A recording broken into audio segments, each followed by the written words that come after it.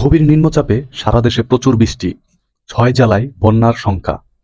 বঙ্গোপসাগরে সৃষ্টি হওয়া গভীর নিম্নচাপের ফলে গতকাল বৃহস্পতিবার দেশ জুড়ে ঝড়ো হাওয়ার সঙ্গে ব্যাপক বৃষ্টি হয়েছে।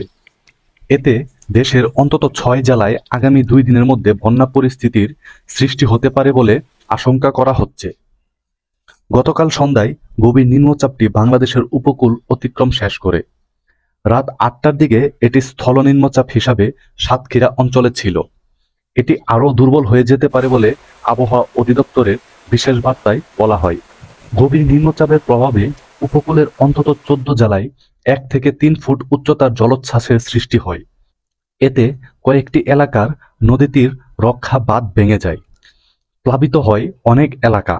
নিম্নচাপের প্রভাবে হাওয়া জোয়ারের পানিতে ডুবে কক্সবাজারের দ্বীপ উপজেলা মহেশখালীতে এক ব্যক্তির মৃত্যু হয়েছে।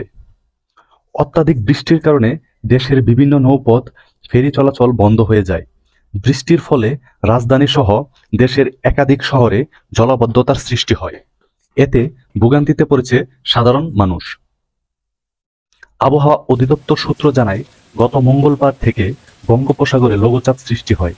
বুধবার তা সুস্পষ্ট লঘুচাপে পরিণত হওয়ার পর গতকাল সকালে নিম্নচাপ এবং পরে গভীর নিম্নচাপে পরিণত হয়। আবহাওয়াবিদরা আগেই বলেছিলেন যে এই নিম্নচাপ থেকে ঘূর্ণিঝড় সৃষ্টির আশঙ্কা নেই। বাস্তবে তাই হয়। তবে গভীর নিম্নচাপের প্রভাবে রাজধানী সহ দেশের বিভিন্ন স্থানে থেমে থেমে বৃষ্টি হয়, আর উপকূলীয় জেলাগুলোতে ব্যাপক বৃষ্টি, ঝোড়ো হাওয়ার সঙ্গে দেখা দেয় জলোচ্ছ্বাস। গতকাল রাত 8টার দিকে আবহাওয়া অধিদপ্তরের বিশেষ বিজ্ঞপ্তিতে বলা হয়, ভারতের পশ্চিমবঙ্গের সাগরদ্বীপ ও খেপপুরার মধ্য দিয়ে পশ্চিমবঙ্গ বাংলাদেশের উপকূল অতিক্রম করতে থাকা গভীর নিম্নচাপটি আরও উত্তর দিকে অগ্রসর হয়ে উপকূল অতিক্রম করেছে। এটি আরও দুর্বল হয়ে যেতে পারে বলে বলা হয়েছে। 6 জেলায় বন্যার ঝুঁকি। অতিবৃষ্টির কারণে দেশের 6 জেলার বন্যার পূর্বাভাস দিয়েছে বন্যা পূর্বাভাস ও সতর্কীকরণ কেন্দ্র।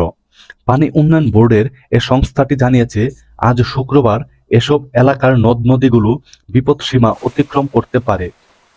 6 জেলার মধ্যে 5টি হাওর অঞ্চলের জেলা। বন্যা পূর্বাভাস ও সতর্কীকরণ কেন্দ্রের নির্বাহী প্রকৌশলী সর্দার উদয় রায়হান গতকাল ফেনী, মৌলভীবাজার, সুনামগঞ্জ, হবিগঞ্জ, সিলেট ও নেত্রকোনায় বন্যা পরিস্থিতির সৃষ্টি হতে পারে, তবে শনিবার থেকে পরিস্থিতির উন্নতি হবে।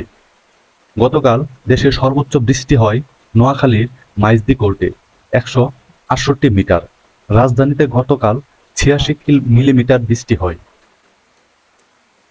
প্রতিদিন এরকম আপডেট আবহাওয়ার নিউজ পেতে আমাদের এই চ্যানেলটি সাবস্ক্রাইব করে পাশে থাকা বেল বাটনটি অন করে দিবেন।